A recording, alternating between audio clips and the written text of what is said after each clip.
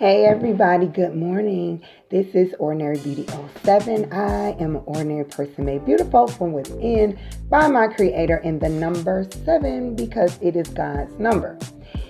All right, so let's get down to it. I've been getting a lot of comments in my video that talked about my marriage with, of course, my husband, and I wanted to address a few things.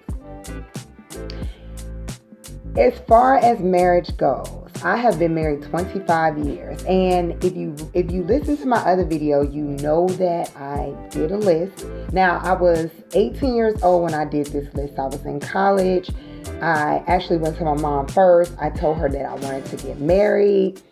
I don't know why I was saying that at 18 years old, but I did. And my mother told me to write a list down, to be specific, to tell the Lord what I wanted, and I did do those things. Okay, so that when that happened, the enemy started sending all kind of men my way, and that's happened. That's happened since I've been younger. I'm not gonna say men approach me all the time. It happens all the time, and that has something to do with, as my mother would say, men look at women. And vice versa, for that matter. And they see something about that person that they like, and it's just something that they like, okay? So for me personally, as the men, they come. Thank God I did not go with what my choices would have been, because it would have been the wrong choice. It would have been what God didn't have for me. And as far as my husband is concerned, the enemy tried to push my husband, like he was working against that, because he knew the destiny and plan and purpose that God had for our lives together. So God put me with the perfect person that is helping my mission, my mandate, the plan and path and purpose that God has for me. And a lot of that you wouldn't know if you don't listen to my other videos.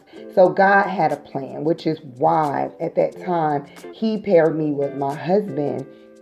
And I remember one of my best friends saying to me, Key, I love the video and I think it's amazing, but I think you need to also go on and share some of the struggles that you have had as well, so people can know that it's just not about roses and daisies and just beauty and all that. So again, we've been married 25 years, but that has not come without its own share of incidences and disagreements and fights and things like that, because he's a person and I am a person. So no marriage is going to be perfect. I don't care who you are, okay? It can look perfect, and some marriages put up a facade that's amazing, and behind closed doors, there are some really, really terrible and awful things happening. And I know that just from talking to people. I've seen the different stories on television. They make Lifetime movies out of things like that. Okay, so people show you what they want you to know. So I'm just going to talk about my particular marriage and just a few things that I think would be helpful. Of course, I'm not going to go down the gambit of everything that's happened in my marriage, but I find it very, I want to say that it makes more sense for me to tell you that my marriage is not perfect, just in case you wanted to know. Anybody that sees myself and my husband, they just think, they're always saying like how amazing we are together, and they love us together, and how much he loves me. And my mom always has this cute saying, and she says, he just loves his little wife. And I love that.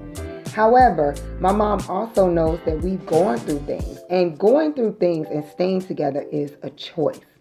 I don't care who you marry. I don't care who you choose to be with. I don't care what it is that you choose to do when it has something to do with another human being. Everything is a choice. So with my husband and I, what I will share is we were about 22, somewhere around there. And I remember us sitting in the car and we were talking about how, because my husband was still young, so we were both still young because we're both the same age. We're just exactly 2 months apart. And we were just talking about how, maybe it was a mistake us getting married, and we were still young, and he wanted to still do things like what a 22-year-old guy would do. It just makes sense, okay? And I had a daughter, so I had a daughter that is not my husband's child, although he treats her and is her dad. Like that's that's her dad. Even though that's her stepdad, he's raised her since she was 2 years old. So we were sitting in a car just talking about this, and I just remember us just like, you know what, maybe it was a mistake. Maybe we shouldn't have got married. And we just sat there, and I remember just sitting in the car. We were sitting in front of our apartment complex, and it just got silent in the car. After a while, we sat there probably for about 10 minutes. And then I just remember we just said collectively, no, we shouldn't have said that. We don't mean that. We love each other. We want to stay together. The thing is to compromise, is to make it work. It's to figure it out. It's to find a way to stay in this marriage because we love each other, and to still give each other the space, the time to grow, because of course we were immature and we had lessons to learn, and we're not the same people now that we were then. God knew that my husband would compliment me and I would compliment him. And I remember oftentimes I would think to myself that we were not equally yoked. And at the time, truly we were not, because I had a lifestyle that was in a religion this way. He had one that was in a religion that way. He definitely wasn't on a spiritual level that I was on. There were things that we both had to, like, there were things where I was here and he was here. And over the 25 years, we have come up and we're here. And it's the same thing. There's things where he was here and I was here, and he pulled me up, and we just did it together. Everything was a choice. And one of our favorite things to say is we have to compromise.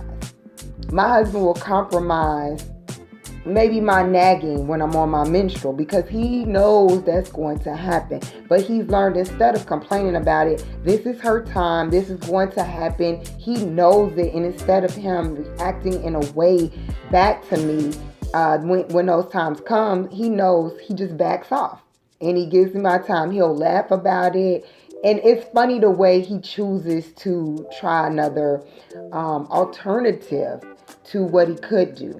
When I speak to my husband about how it makes me feel when he does not look at me when I'm talking to him, because my husband cares and he has to make a conscious choice to want to look at me, to care about my feelings enough to look at me, when he does those things after we've had those conversations, and it might not happen overnight. Men and women are not programmed the same way. They just don't think the same way. So there has been times over the years when I've had to speak with my husband about, babe, it's really important for you to look at me when I'm speaking to you, because it makes me feel like you're listening. A lot of times men, they're just not programmed like that. They're off doing something and they feel like they are listening. And my husband would say, but I'm listening to you. For me, it was important that he looked at me in order for me to feel like he was listening to me. It took maybe about, I'm going to say maybe a year or so of him practicing and me continually to say it. Now, my choice could have been, when he didn't do it the first 2 or 3 times after I already had spoken to him about it, I could have said, you know what, that's it. I'm just not going to say nothing no more. I'm tired of that. I can make it into a big deal, or I can make it as huge as I would like to make it. But it was a choice for me to say, you know what, it's important and I love him enough and I want to be with him that I'm going to try it again. So I would say, babe, again, I know you're busy doing X, Y, Z, but when I speak to you, I really want you to look at me. And sometimes his comment would again be, I am listening to you. And I would say, babe, but it's important for you to look at me for me to feel like you're listening. And he started practicing, and he said it was important to him because it was important to me. So now when I walk into a room after his practicing and wanting to compromise that for me, if I start speaking, he immediately turns and looks at me and gives me his attention. And that's what compromise is. It doesn't mean he's perfect. It does not mean that I'm perfect. It just means that we're working together. I remember when we first got married, my husband used to say, I used to leave these sticky notes all over the place. Now that happened because my dad used to leave little notes for my mom. Okay, I'm just putting a little bit out there. And I realized they were effective. because if he left a note, my mom would react a certain way. So I got very, very good at leaving notes. And I would do these, and I didn't know how my husband was actually feeling about the notes because he never said anything until he said something. And when he said something, it hurt me because I did not want for my husband to feel the way that he admitted it made him feel. So he said to me, "Can you please stop leaving the notes all over the place? Because I don't like the notes."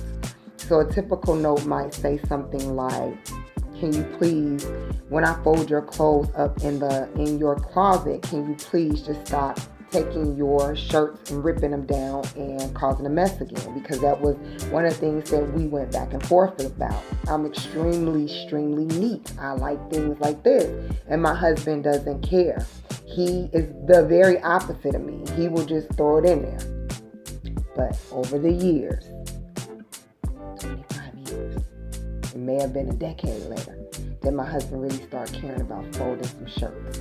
I had to consciously realize that it was either a choice for me to get angry about it every single time I saw a shirt, or I could choose to fold it up, or I would have to compromise and just look at it and be okay with it. It's as simple as that. When my husband told me about the notes and he didn't like it, and another one could be something as simple as, "Can you please keep your shoes out of the floors?" Because that was a big deal to me. That was not a big deal to my husband. He said, "Can you stop leaving a note?" It was a choice for me to stop leaving the note. And I thought to myself, I love him. I don't want to agitate him. And clearly, it doesn't bother him to leave his shoes in the middle of the floor and everywhere, but what am I going to do? I don't want to leave the notes because he doesn't like them. And yes, I could choose to be petty and say, "Well, as long as you leave your shoes, I'm going to leave the notes." But it was a choice because I know how it hurt my mom. So I decided that I did not want to hurt my husband in the same way since he asked me not to. So my choice was to pick his shoes up and continue to put them out the way. It was a compromise. And now when I pick them up and put them out the way, it's like my body has gotten so used to doing it. It's just like second nature to do it and not even think about it. Okay? Because he's not thinking about the shoes. All right. And the only time we may have like a little spat about shoes is if they're in the way and I'm getting ready to trip and hurt myself. So I say, "Husband, your shoes were in the floor right where people walk in and they can get hurt." And he would say, "Oh, I'm sorry. I didn't mean to do that." Which he didn't. Okay, sometimes he's just not thinking that way. He's in a hurry, trying to get to work, trying to do certain things. He's just not thinking that way. As I looked at the comments, I was just thinking about all the different things that people were writing. And it definitely has been a blessing to have my husband. And when I think back at who he is now and even who I am now, again, we're not the same people that we were, of course, when we got married. People change all throughout any span that they've been together. So we were certainly in our 18, teenage years, so we got to 20. When we were 21, we were different. When we were 28, we were so much more different. And 30, and it just keeps going on. And we've learned a level of respect for one another. We've grown. I've learned so much from my husband. But he had to be willing to want to do that as well. So what I'm going to say is a lot of times marriages do not work out, and they may seem difficult when they're not really that difficult. It just depends on how we look at the marriage. For me, it was better or worse. So I had to decide whether or not shoes in the floor was going to be a deal breaker for me, which they aren't. So we've had incidences where I have not done what I need to do as a wife. So like my husband would ask me different things, like he wanted me to, let's say, cook more. And I wasn't doing those type of things because I wasn't raised to cook. So because of that background, my dad cooked and did all those type of things. And when he did it, my mom did. No one sat down and showed me how to cook anything or do anything. And so for me, especially when my dad was cooking, he didn't want us in the kitchen. So that was the last place I wanted to be whenever I grew up, was in the kitchen, because I was always pushed away from the kitchen. So I did not make meals for my husband like that. And we had some incidents where other females came in and they thought that they could make the meals for him. And I remember for me, so I'm going to say this. Without putting too much of my family business out. When we are in our household with our parents, we see things, and there's things that make us, they may affect us for the good, or they may affect us for the bad. For me, I wanted to be aggressive because I didn't want my husband to run over me. So I felt like if he told me certain things and then I just didn't want to do them, I wasn't going to do them. So again, that was in my earlier years, okay? I wouldn't do that now, okay? But in my earlier years, that was my choice. Then I figured I would do that. But with doing that, so like not cooking, when he asked me over and over and over, well, if he begins to have the conversation with whomever, and of course in that situation, it just happened to be with a female, and she's saying, well, I could cook for you, and I can do this, and I can do that. That sounds amazing to him. And he's going to start entertaining that if he wants to entertain it. So we've had things like that happen in our relationship. For me, it was a choice that I don't want anybody else cooking for him. I don't want anybody else doing anything for him because I'm his wife and I'm going to make it happen. And then the choice was for me to mature and to start to get in the kitchen and do what I got to do. But again, we've had definitely share of problems and things that we've gone through, and I will make sure that it's okay with my husband to share things before I do share those, just so that I could be I want to be mindful of him and his feelings and anything, and he would do the same for me. It's about growth. It's about maturity. And if you are waiting for your spouse, then you don't know what God, either he may be preparing you because you are not ready and you can mess it up. He might be preparing him. Maybe he's not ready. Maybe he's not even in the country. Maybe you're supposed to go to another country and meet him. Maybe the new job that you're going on, he's there. It could be a church that's coming into town that you were going. You don't know. I didn't know that I was going to meet my husband that day when I was folding shirts in Lady Foot Locker. I wasn't looking for my husband. And as a matter of fact, after I wrote the list down, I wasn't looking. I wrote it down, I put it away, and when God brought my husband, the way it came, it was so effortless. I didn't even think of it that way. It was other people that I wanted to be my husband that I was like, okay, it's him.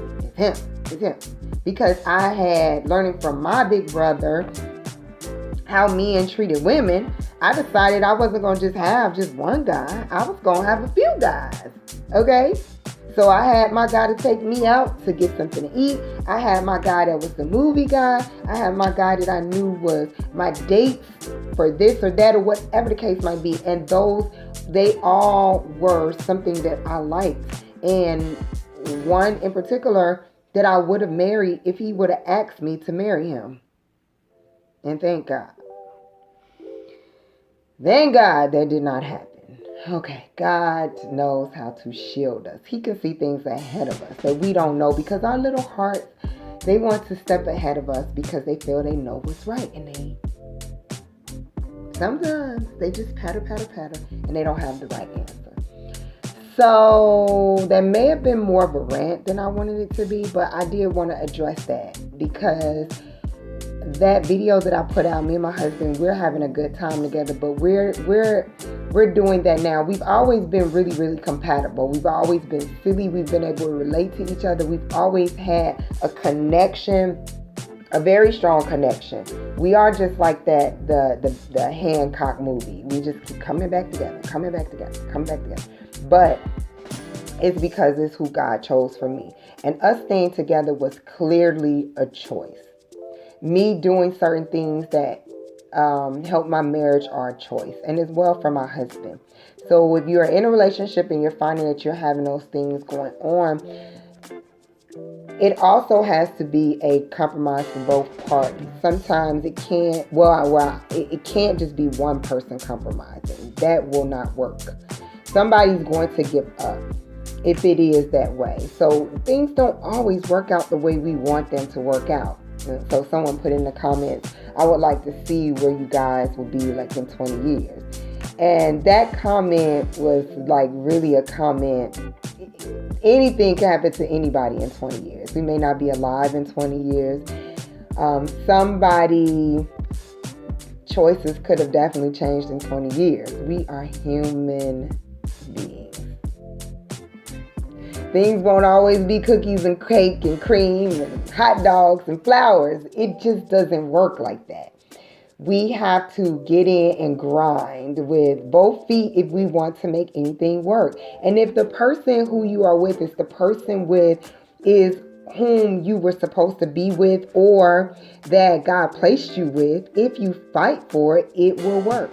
But what I do know is, and you could choose to differ from my opinion, and that's perfectly fine. We all have opinions. If you know and you have signs that a person is not for you, and you decide that you are going to marry or get in a relationship with that particular person because you love them and because you feel that you could change them, what I can tell you right now is you are in for a long ride. And the signs were already there. You can ignore them all you want. You could try to change them all you want. But I can more than certainly, I could definitely tell you that you are in for a lovely fight. And I don't know not one time that someone has told me that they thought they can change somebody and they were able to do that. Now, if you are manipulative and maybe not, maybe you did and were able to change somebody. Anything's possible. Maybe you were able to do that. That's going to be very rare if that does happen. And then there's going to be other things that are not working and clicking the way you want, because we cannot control human beings like a controller. It doesn't work that way. You won't be able to control every aspect of a person unless you make them a slave. And if you make them a slave, then they're doing it because they're being forced to do so. And that won't work either, because you don't have, the heart is not in it. So you won't have their full heart. You'll just dominate them out of fear and control whatever it is that you're trying to do. And it won't be genuine. So that's my little kind of freestyle rant for the morning. From seeing the comments, I came on just quickly to do it. And as I look at my timer, we're in 23 minutes. And I don't like making videos that long. So for those who lasted the 23 minutes, yay! Oh my gosh. I thank you guys for watching my videos. I really pray this helps somebody. Because if you're on the fence trying to figure out why isn't it working, why isn't he listening, this and that, complain. Oh, if this becomes if this is where you are, then we might have to step back and just look at some things that we may be able to change, that we can deal with. It's not really a big deal a lot of times, the things that we make them. Marriages go astray and people get divorced over a lot of little bitty things that it does not have to happen. If your husband is beating you or your wife is beating you and you are being tortured and you're not safe in your home, that's one thing. If you're constantly being cheated on and disrespected and this person is just, and more times than not, you had clues on that anyway before you accepted them. I'm just saying. And sometimes people will be very conniving and show you what they want to show you for a little bit until they get you in. Then they'll change, and then that wouldn't be your fault. But if you had the clues, you understand what I'm talking about. The goal is definitely not to be abused. It's not to be constantly disrespected. But I will tell you, there are a lot of marriages where our grandmothers and grandfathers and some of those 60 and 70-year marriages, if we can look back, I can tell you there's been things that will make us gasp and clasp our pearls, because 'tis life. But it's a choice. If they're still together, it's a choice. So that's that. I'm tired of rambling. I'm done. I hope that helps somebody. I know there'll be plenty of comments, and I'm looking forward to hearing them. And I pray that you have a blessed day. Thanks for watching all my videos. Thanks to all my subscribers. Thank you to all those who keep coming and watching. I appreciate you. And I pray that you have a blessed day. And I look forward to seeing you in the next video. Have a good, prosperous, love-filled, heart-giving day. To the next video.